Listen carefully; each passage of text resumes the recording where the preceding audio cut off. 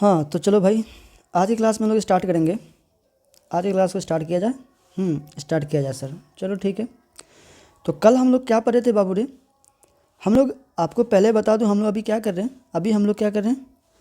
Chemical reaction and equations में हम लोग इसको हिंदी में बोलेंगे रासायनिक अभिक्रिया में समीकरण को देख रहे हैं, है ना, जो कि साइंस का फर्स्ट चैप्टर है और इसकी बात हम लोग कर रहे हैं। हम इससे पहले वाले क्लास में हम लोग क्या क्या पढ़ लिए थे? इससे पहले वाला क्लास में हम लोगों ने, थोड़ा इसको मैं लॉक कर देता हूँ, ठीक है। लॉक कर दूंगा तो क्या होगा कि ये आगे पीछे नहीं करेगा। इसको लॉक किया जाए महोदय, लॉक किया जाए। चलो ठीक है, लॉक हो गया, नहीं हुआ, चलो कोई बात नहीं, चलो हम समझाते हैं। हाँ तो बाबू, हम इससे पहले वाला क्लास में हम लोग रासायनिक अभिक्रिया को देखे थे। रासायनिक अभिक्रियाएं में हमने रासायनिक अभिक्रिया क्या है, रासायनिक अभिक्रिया के गुण और रासायनिक अभिक्रिया की पहचान को हम लोग देख चुके थे, है कि नहीं। और आज हमारा क्लास है रासायनिक समीकरण, ठीक है। रासायनिक समीकरण में हमें क्या क्या पढ़ना है? रासायनिक समीकरण क्या है, अभिकारक, प्रतिफल या उत्पाद, रासायनिक समीकरण को लिखना, कैसे लिखा जाता है वो, संतुलित रासायनिक समीकरण, असंतुलित रासायनिक समीकरण और असंतुलित रासायनिक समीकरण को संतुलित कैसे करेंगे, इसके बारे में आज हम लोग बात करेंगे। देखते हैं हमें कितना हम आज इस चैप्टर इस टॉपिक में कितना क्वेश्चन को हम लोग हैंडल कर पाते हैं। जितना क्वेश्चन होगा उतना क्वेश्चन को कोशिश करेंगे हैंडल करने का। वीडियो ताकि लंबा ना हो, क्योंकि आप लॉन्ग वीडियो देखना पसंद नहीं करते हैं, इसीलिए। चलो कोई बात नहीं, चलिए क्लास को स्टार्ट करते हैं। तो भाई हम लोग कल आप लोगों को पढ़ाए थे, ये वाला चैप्टर है ना, ये सब पढ़ा दिए थे। तो आप अगर अभी तक नहीं देखें वीडियो जाके तो ज़रूर जाके देख लें। सारा चीज़ समझा दिए थे आपको, एग्जाम में कैसे लिखना है हमने सारा चीज़ के बारे में डिस्कशन कर लिया था। ये मेरा आज का टॉपिक आ गया। हमें आज का टॉपिक में क्या पढ़ना है? रासायनिक समीकरण मेरा आज का टॉपिक है, जिसको हम इंग्लिश में केमिकल इक्वेशन बोलेंगे। क्या बोलेंगे? Chemical equation. आपके एग्जाम में ये कई बार पूछा गया, हो सकता है तो आप इसको VVI भी कह सकते हैं, ठीक है। आप इसको VVI में मान सकते हैं, कोई बात नहीं है, ठीक है। तो क्वेश्चन कह रहा है कि रासायनिक समीकरण क्या है। इंग्लिश में कहिएगा आप उसको, what is the chemical equation. क्या बोलेंगे आप? What is the chemical equation. मैं इसको थोड़ा नीचे ले आता हूँ, ऊपर में डिस्टर्ब कर रहा है, ठीक है। चलो हाँ, तो क्वेश्चन क्या है? रासायनिक समीकरण क्या है, what is the chemical equations. तो जवाब क्या बन दिया? देखिए आपके एग्जाम में अगर ये चीज़ पूछा है तो वो कुछ भी करना नहीं है दोस्त, है ना, ज़्यादा कुछ छेड़खानी नहीं करना है, क्वेश्चन को अपने लैंग्वेज में ही आंसर देना है। तो मैंने अपने लैंग्वेज में ही लिखा हूँ, चलिए देखिए समझते हैं। हमने लिखा है कि जब हम रासायनिक समीकरण को लिखने के लिए, रासायनिक समीकरण को लिखने के लिए जिस सूत्र या संकेत का उपयोग करते हैं, मतलब कोई भी सूत्र होता है, जिस सूत्र का या फिर संकेत बोल सकते हैं, इंग्लिश में इसको सिंबल बोलेंगे। क्या बोलेंगे? जिस सूत्र का या फिर सिंबल का हम क्या करते हैं? उपयोग करते हैं, यूज़ करते हैं। क्या करते हैं बाबू? उपयोग करते हैं, यूज़ करते हैं, संकेत का उपयोग करते हैं, उसे ही रासायनिक समीकरण कहते हैं। काफ़ी आसान भाषा में आप दे सकते हैं, आपका बिल्कुल भी आपको 1 नंबर नहीं कटेगा एग्जाम में अगर आप इस तरह से आंसर दे देते, ठीक है। अब लिखना है उसके नीचे भी थोड़ा सा और सेटिस्फाइड अच्छे से लिखना है, ताकि उसको टीचर्स को सेटिस्फैक्शन मिले कि हाँ भाई लिखा बहुत अच्छा है, ताकि उसको संतुष्टि मिल जाए। हमने लिखा है रासायनिक समीकरण को मुख्य 2 तरह से लिख सकते हैं। क्या? मुख्य 2 तरीक़ा से। पहला है एक शाब्दिक तरीका, दूसरा है सांकेतिक तरीका, जिसे हम सूत्र द्वारा लिखते हैं। किसके द्वारा? सूत्र द्वारा लिखते हैं, ठीक है। अगर आपको छोटा नजर आया तो मैं बड़ा कर देता हूँ, ये लो, हो गया। चलो, मतलब ये हुआ कि रासायनिक समीकरण को मुख्य 2 तरह से हम लिख सकते हैं। पहला है मेरा शाब्दिक तरीका, दूसरा है मेरा सांकेतिक तरीका, जिसे हम सूत्र द्वारा लिखते हैं। किसके द्वारा? सूत्र के द्वारा, ठीक है। चलिए अब यहाँ पे सबसे पहले हम क्या करते हैं? सूत्र द्वारा लिखते हैं, जैसे कि Mg+O से मिलकर बना है MgO, ठीक है। मैग्नीशियम को अगर हम ऑक्सीजन के साथ रिएक्शन करवाते हैं तो क्या बनता है? Magnesium oxide. ये मेरा सांकेतिक तरीका होता है। क्या होता है? ये मेरा सांकेतिक रासायनिक समीकरण को लिखने का ये सांकेतिक तरीका है, हम इसे सांकेतिक तरीका कहते हैं। और ये सांकेतिक तरीका क्यों? क्योंकि ये मैग्नीशियम का संकेत क्या होता है? Mg। मैग्नीशियम का संकेत Mg और ऑक्सीजन का संकेत क्या होता है? O। तो इसको अगर MgO को रिएक्शन करवाते हैं तो MgO बन जाता है, मैग्नीशियम ऑक्साइड बन जाता है।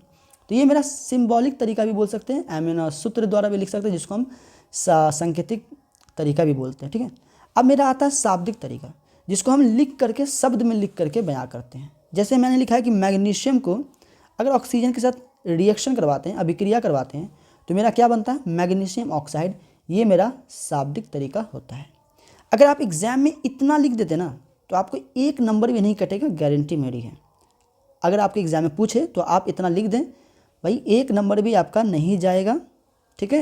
लेकिन इतना लिखना है, इतना तरीक़ा से आपको बताना पड़ेगा। मैं आपको थोड़ा सा इसको मैं इरेज कर देता हूँ ताकि आप अपना नोट कर सकें अच्छे से, ठीक है। क्या क्या लिखा हुआ है सारा चीज़ अपने अच्छे से नोट कर लीजिएगा। जो जो मैंने यहाँ पे लिखा है सारा चीज़ को जरूर नोट करिएगा, ठीक है। देखिए एक नोट्स बनाना बहुत ज़रूरी है। अदरवाइज़ अगर आपको नोट्स बनाना नहीं बनाना है, नोट्स ज़्यादा लिखने की ज़्यादा कोई टेंशन वाली बात है कि नहीं लिखना चाहते हैं, तो आप मेरे वेबसाइट पे जा करके ये नोट्स को आप डाउनलोड भी कर सकते हैं फ्री ऑफ कॉस्ट, बिना कोई पैसे के, ठीक है। नोट्स मैं ये बता देता हूँ, NCERT बिना स्पेस दिए कंसेप्ट, NCERT कंसेप्ट डॉट, उसके बाद लिखना है कम, डॉट के बाद कम। चूँकि मैं यहाँ पे दिया हूँ, मैंने यहाँ पे इसका वेबसाइट का नाम भी दे दिया हूँ, आप यहाँ से नोट कर सकते हैं। अदरवाइज़ अगर लिखावट समझ में नहीं आ रही है तो ये वेबसाइट का क्या है, ये इसको आप वेबसाइट नोट कर लें। इसमें स्पेस दिया हुआ है, आप स्पेस मत दीजिएगा, ठीक है। स्पेस नहीं देना है, बिना स्पेस का ही काम करना आपका ये।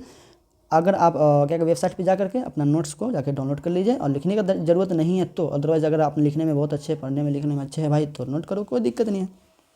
जैसे मैंने पढ़ा ना वो नोट करो, कोई दिक्कत नहीं, आराम से आप इतना भी लिख करके काम चला सकते हैं। अदरवाइज़ चलिए हम आगे चलते हैं, हम लोग आगे की ओर बढ़ते हैं, ठीक है। इसको मिटा दें। अरे यार ये पेन कभी कभी ना काम नहीं करता, दिमाग ख़राब हो जाता है। चलो ठीक है, चलते हैं। तो ये रासायनिक समीकरण समझ में आ गया, फिर से को समझा दें।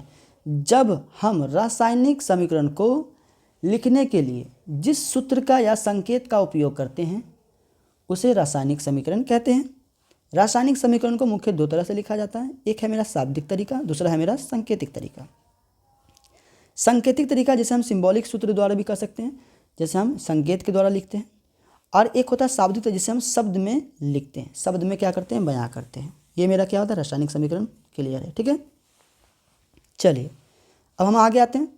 रासायनिक अभिक्रिया में दो भाग होते हैं। हमें अभिक्रिया बोलते, रासायनिक समीकरण में क्या होता है, दो भाग होती है। अभिक्रिया नहीं है, यहाँ पे समीकरण लिखना है। क्या लिखना है, समीकरण। देखो इसीलिए हम आपको कहते हैं नोट कर लो। क्या कहते हैं, क्या होता है कि कभी कभी कहते हैं लिखने के समय में कुछ टाइपिंग मिस्टेक हो जाता है तो दिक्कतें हो जाती है, ठीक है।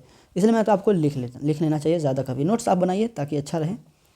अब अदरवाइज़ अभी हम पढ़ा रहे हैं तो आपको तो बता दिया अभिक्रिया नहीं समीकरण है, ठीक है। तो अगर लेकिन उस टाइम नहीं पढ़ाएंगे, नोट्स आप डाउनलोड कर दीजिएगा, पढ़िएगा तो अभिक्रिया समझ जाइएगा। बड़े हाल यहाँ ध्यान दीजिए। तो रासायनिक समीकरण में दो भाग होते हैं। पहला भाग होता है अभिकारक, दूसरा भाग होता है उत्पाद या फिर प्रतिफल भी आप इसे बोल सकते हैं। मैं बड़ा कर दूँ, लो और बड़ा, चलो ठीक है सर, हो गया, कोई बात नहीं। मतलब रासायनिक अभिक्रिया में दो भाग होते हैं, एक होता है अभिकारक, एक होता है उत्पाद जिसे हम प्रतिफल भी बोलते हैं। इंग्लिश में बोलते हैं इसको रिएक्टेंट। अभिकारक को इंग्लिश में बोलेंगे रिएक्टेंट, और प्रतिफल को इंग्लिश में बोलेंगे प्रोडक्ट, ठीक है। यही नाम है, इसमें टेंशन नहीं है, ठीक है। हाँ तो सर अब अभिकारक क्या है, इस तरीके इसके बारे में समझते हैं। अभिकारक क्या है, व्हाट इज़ द अभिकारक, अभिकारक क्या है, व्हाट इज़ द रिएक्टेंट, इसको बोल सकते हैं व्हाट इज़ द रिएक्टेंट। आप इंग्लिश में लिखना चाहते हैं वो भी लिख लें, ठीक है। What is the reactant, what is the reactant आप लिख सकते हैं, कोई बात नहीं है, आप इंग्लिश में भी लिख करके क्लियर कर सकते हैं। चलिए इसको समझते हैं। वे पदार्थ जो अभिक्रिया में भाग लेते हैं अभिकारक कहलाते हैं। मतलब वे पदार्थ, देखो पदार्थ अभिक्रिया कब होगा, जब दो एलिमेंट मिलेगा, मतलब दो पदार्थ होगा तब ना अभिक्रिया होगा भाई। मतलब अभिक्रिया होने के लिए हमें दो पदार्थ होना जरूरी है। एक पदार्थ में कभी अभिक्रिया सिंगल कभी होगा, सिंगल कभी रिएक्शन होगा ही नहीं। मतलब हमें दो पदार्थ होने की आवश्यकता है। तो मतलब ये कहने का अर्थ हुआ कि वे पदार्थ जो किसी अभिक्रिया में भाग लेते हैं अभिकारक कहलाते हैं। अब इस अभिक्रिया में जैसे यहाँ पे मैग्नीशियम ऑक्साइड बना है, तो इस मैग्नीशियम ऑक्साइड को बनाने में कौन कौन भाग लिया है, एक लिया है मैग्नीशियम, एक लिया है ऑक्सीजन। अब ये दोनों भाग लिया है मैग्नीशियम ऑक्सीजन, यही मैग्नीशियम ऑक्सीजन क्या कहलाएगा, अभिकारक। तो मैंने लिखा है जहाँ मैग्नीशियम और ऑक्सीजन Mg2+O क्या है, मेरा अभिकारक है। बस इतना याद रखिएगा। अगर आपसे पूछता है एग्जाम में कि अभिकारक से क्या समझता है, अभिकारक क्या है, अभिकारक को डिफाइंड करें, तो इस तरह से लिख सकते हैं, कोई दिक्कत नहीं है, बिल्कुल आसान तरीके से, बहुत ही आसान है। चलिए आगे चलते हैं हम लोग। दूसरा आता है उत्पाद। उत्पाद या प्रतिफल, जैसे इंग्लिश में हम कहेंगे प्रोडक्ट, इसको भी बोल सकते हैं व्हाट इज़ द प्रोडक्ट। क्या बोलेंगे, व्हाट इज़ द प्रोडक्ट, ठीक है जी, ठीक है। What is the product. हमने लिखा है कि किसी भी अभिक्रिया के दौरान नए बनने वाले पदार्थों को हम क्या कहते हैं, उत्पाद कहते हैं। मतलब जब कोई अभिकारक भाग लेगा, अभिकारक में भाग लेने वाला पदार्थ जब रिएक्शन करेगा तो कुछ नया पदार्थ बनेगा, कोई ना तो कोई नया पदार्थ बनेगा ही बनेगा। और जब वो नया पदार्थ बनेगा तो जो नया पदार्थ बनता है उसे हम क्या बोलते हैं, क्या बोलते हैं उसको, उत्पाद बोलते हैं। क्या बोलते हैं, उत्पाद, जिसे हम प्रतिफल भी और या इंग्लिश में प्रोडक्ट भी बोल सकते हो, ठीक है। इंग्लिश में क्या बोलेंगे, प्रोडक्ट। तो मतलब किसी भी अभिक्रिया में किसी भी अभिक्रिया के दौरान नए बनने वाले पदार्थों को उत्पाद कहते हैं। जो पदार्थ नया बनता है, न्यू पदार्थ बनता है, उसे हम क्या बोलते हैं, उत्पाद बोलते हैं। तो आप बोल सकते हैं जहाँ mg मेरा क्या उत्पाद है, जो mg और उसी भाग के दौरान ना भाग से नया पदार्थ बना है। चलिए अब ये क्वेश्चन नंबर 3 यहाँ पे देखो, यहाँ आ गया, लिखना था यहाँ, ये यहाँ आ गया, ठीक है। ये प्रिंटिंग मिस्टेक है, इसे माफ़ करिएगा, ठीक है। ये प्रिंटिंग मिस्टेक है, इसको आप नोट मत करिएगा, यहाँ तक है, ठीक है।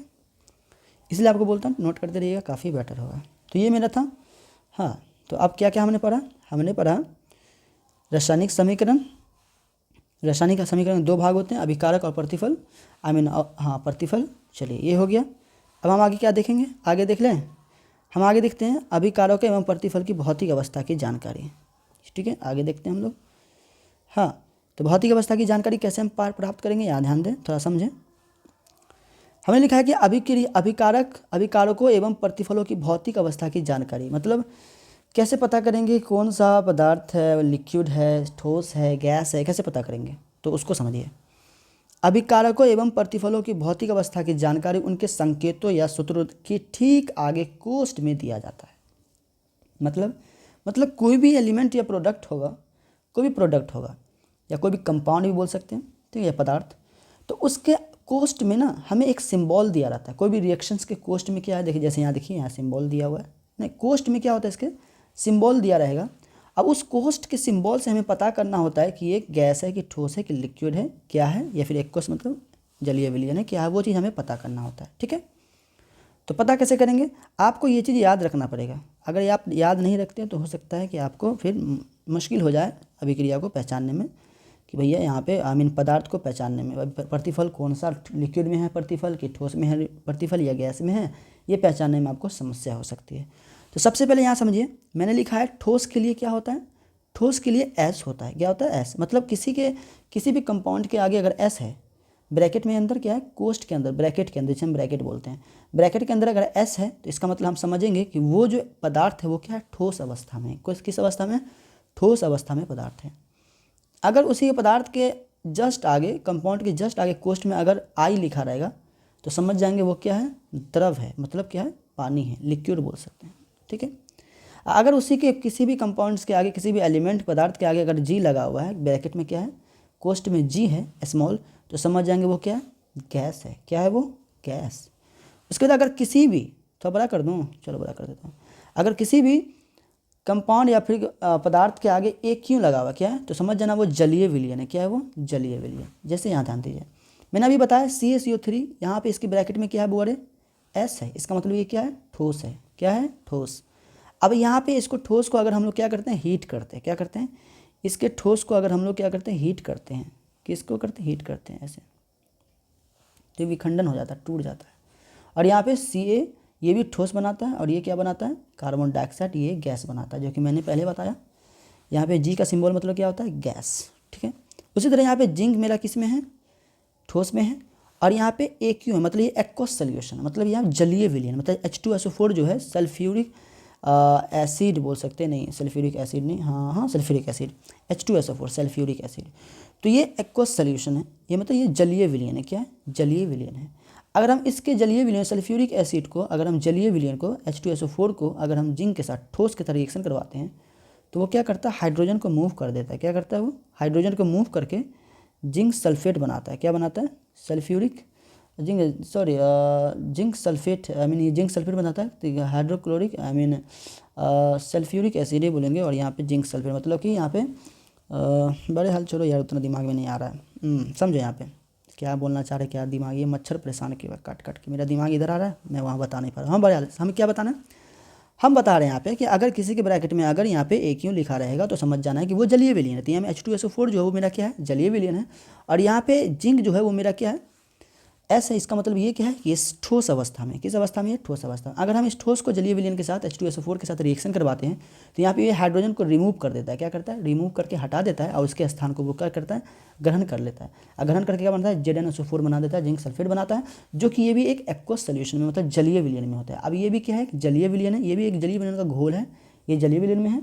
और यहाँ पे जो हाइड्रोजन निकल जाता है वो क्या निकलता है, गैस निकलता है, जो कि यहाँ पे सिंबल दे दिया है। तो अगर आपको रिएक्शन में दिया रहे तो सबसे पहले रिएक्शन को ध्यान दें और सबसे पहले ये देखें कि कौन ठोस है अवस्था में, कौन गैस अवस्था में, कौन लिक्विड अवस्था में, वो चीज़ ध्यान दे करके आगे काम करें। ठीक है, चलिए। बहरहाल हम ये आपको समझाना था क्योंकि बच्चे यहाँ से पढ़ के निकल जाते क्लास 10 से, लेकिन जब क्लास 11 में बात आती है तो वहाँ पे थोड़ा सा कन्फ्यूज करते कि यार ये ब्रैकेट में क्या देता है।